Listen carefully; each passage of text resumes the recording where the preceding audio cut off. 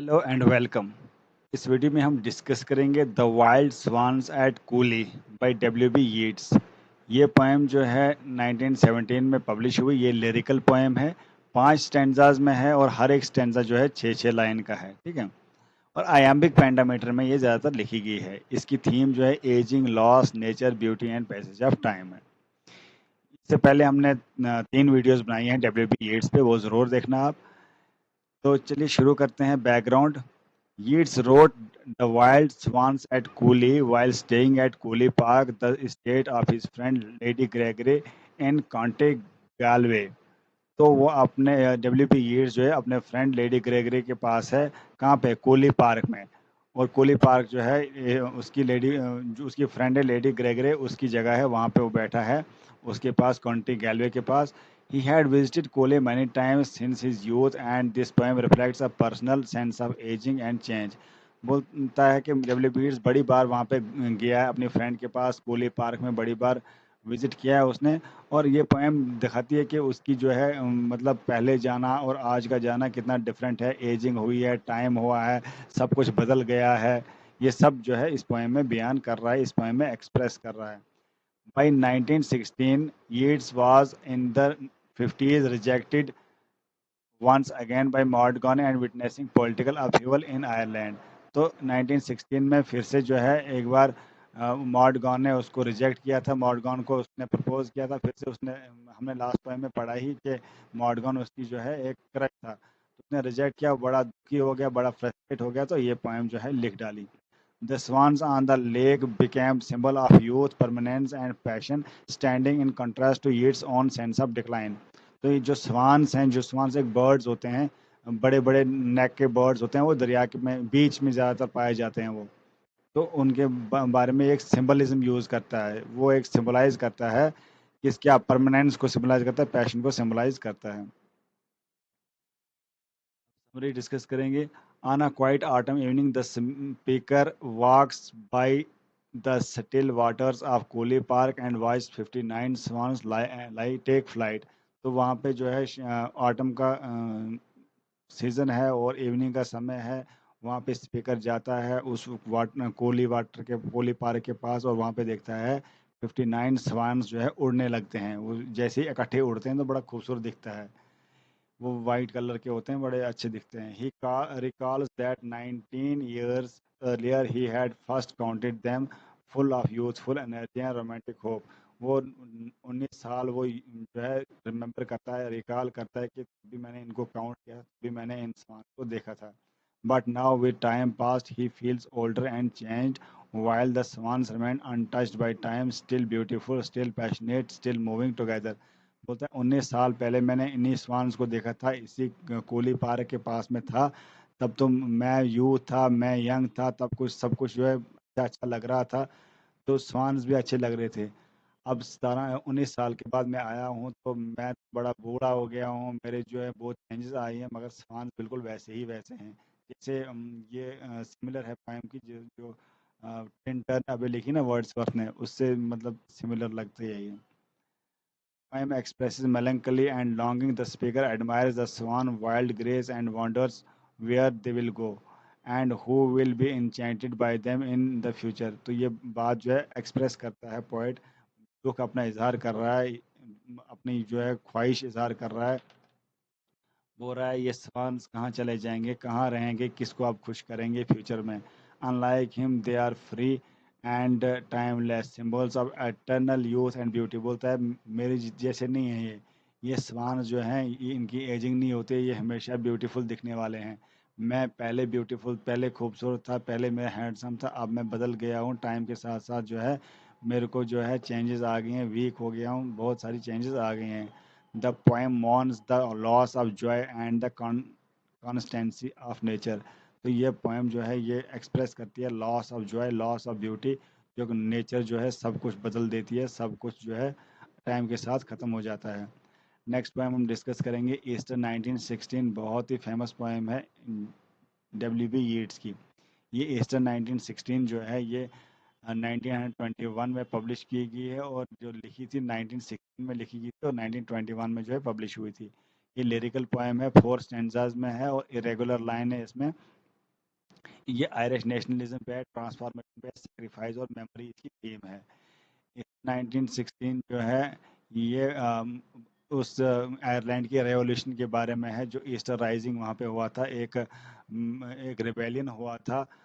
Easter के दिन एक रिबेलियन हुआ था ब्रिटिश के खिलाफ, क्योंकि ब्रिटेन जो है वो ऑक्युपाई कर रहा था आयरलैंड को, मतलब आयरलैंड ब्रिटेन के अंदर ही था। तो आयरलैंड के कुछ जगहों पे जो है क्या हुआ कि कुछ लोग जो है रिबेल करने लगे, ब्रिटिश के खिलाफ आज़ादी चाहने लगे। तो ईस्टर राइजिंग उसको बोलते हैं। तो ईस्टर राइजिंग जब हुआ तो वहाँ पे बहुत सारी लड़ाई हुई, और ब्रिटिश फोर्सेस ने उनको दबाया, मारा, पीटा, जेल भेजा और उसको सप्रेस कर दिया उस रिबेलियन को। तो ये जो WB यीट्स थे, ये चाहते थे आयरलैंड जो है आज़ाद हो जाए, ये आयरलैंड की काज को सपोर्ट कर रहा था। तो इसी पे लिखा है इन्हें Easter 1916। WB Yeats wrote Easter 1916 in response to the Easter Rising, a violent rebellion against British rule that took place in Dublin during Easter week, April 1916। ये ईस्टर वीक अप्रैल 1916 में जब रिबेलियन हुआ, उस रिबेलियन के खिलाफ जो है, उस रिबेलियन को जो ब्रिटिश ने सप्रेस किया, उसके खिलाफ जो है ये लिखता है कौन? WB Yeats। Although Yeats was a sympathetic to Irish nationalism, he had fixed feelings about the rebellion and was shocked by the British government's execution of its leaders, some of whom he personally knew। तो जो WB Yeats था, ये खुद Ireland का ही था। तो ये Ireland की काज को सपोर्ट कर रहा था, बोल रहा था रेबेलियन वाले जो रेबेल्स हैं वो ठीक कर रहे हैं, वो उनको सपोर्ट कर रहा था। मगर ये शॉक हो गया जब ब्रिटिश गवर्नमेंट ने जो है उनको सप्रेस किया, उनको मार दिया कुछ लोगों को, और कुछ लोगों को बाद में फांसी दी। तो उससे जो है WB बहुत शॉक हुआ पर्सनली, और लोगों को पर्सनली वो जानता था जिनको जो है ब्रिटिश लोगों ने फांसी दिलाई, जैसे उन्होंने इंडिया में भी वैसे किया था ब्रिटिश ने। Poem captures Yeats' emotional conflict, admiration and their heroism, sorrow and their death, and doubt about the necessity of their violent action। ये पोएम जो है ये कैप्चर करती है, ये बताती है इमोशनल कन्फ्लिक्ट, एडमिरेशन, हीरोइज्म के बारे में, और जब किसी की डेथ होती है उसका क्या दुख होता है, डाउट को बताती है, और वायलेंट एक्शन जो ब्रिटिश ने लिया वो सब इस पोएम में एक्सप्लेन किया गया है, इस पोएम के थ्रू जो है बताया गया है 4 स्टेंजाज में। Summary आप पढ़ेंगे। Yeats begins by describing how he once viewed the rebels as ordinary people, even laughing at them in casual encounters। बोलता है मैं कैसे उन लोगों को, जो रेबेल्स थे, उनको ऑर्डिनरी लोग समझता था, उनके साथ बातें करता था, कैजुअल इनकाउंटर हमारे होते थे, बातें करते थे, मारते थे, मैं उनको ऑर्डिनरी पर्सन मानता था, आम साधारण सा इंसान मानता था। But now after their sacrifice he sees them as forever change.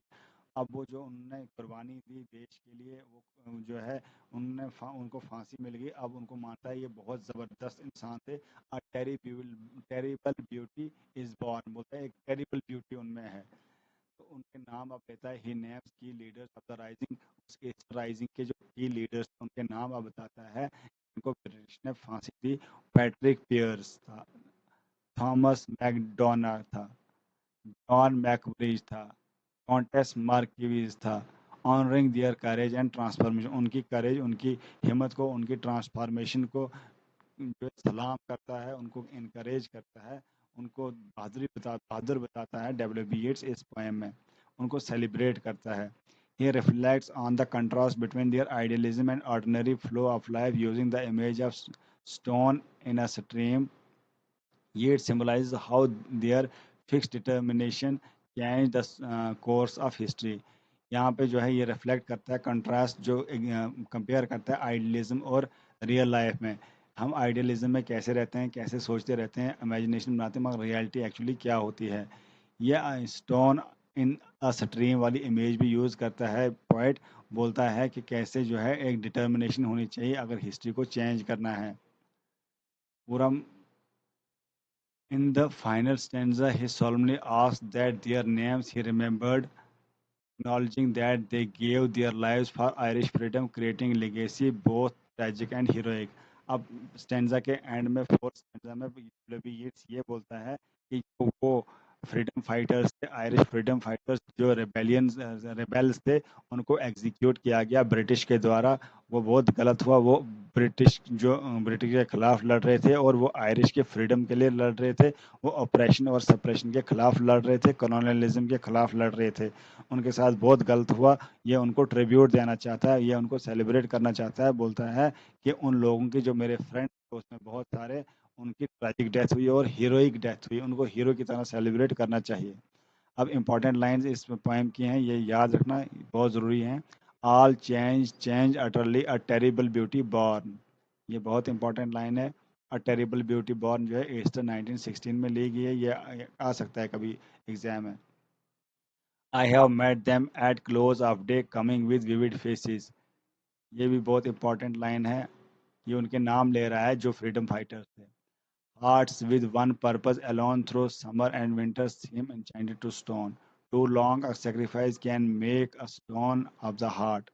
We know their dream enough to know they dreamed and are dead.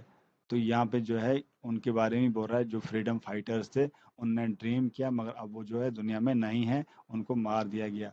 तो ये ईस्टर 1916 जो है ये बहुत इंपॉर्टेंट है। एग्जाम पॉइंट ऑफ व्यू से इनकी लाइंस बहुत इंपॉर्टेंट है, इनकी थीम इंपॉर्टेंट है, इनके फ्रीडम फाइटर्स के नाम इंपॉर्टेंट है। इसका जो टेरिबल ब्यूटी इज बॉर्न ये पूछा जा सकता है, और ईस्टर राइजिंग के बारे में पूछा जा सकता है, और किस मंथ में बनाया जाता है ये ईस्टर 19 ईस्टर ईस्टर राइजिंग जो एक रिबेलियन था उसको नाम दिया गया था, ईस्टर के दिन हुआ था ये रिबेलियन। और ईस्टर क्या होता है, ईस्टर क्रिश्चियनिटी का एक हॉलीडे होता है, उस दिन हॉलीडे बनाते हैं, ज़्यादातर संडे को होता है ये, ठीक है। ये इसके बारे में है। तो ये टोटल था इनके बारे में। मिलते हैं नेक्स्ट वीडियो में। आप चैनल को सब्सक्राइब कर लें और कोई क्वेश्चन हो तो आप कमेंट बॉक्स में पूछ सकते हैं। मिलते हैं नेक्स्ट वीडियो में, तब तक के लिए बाय।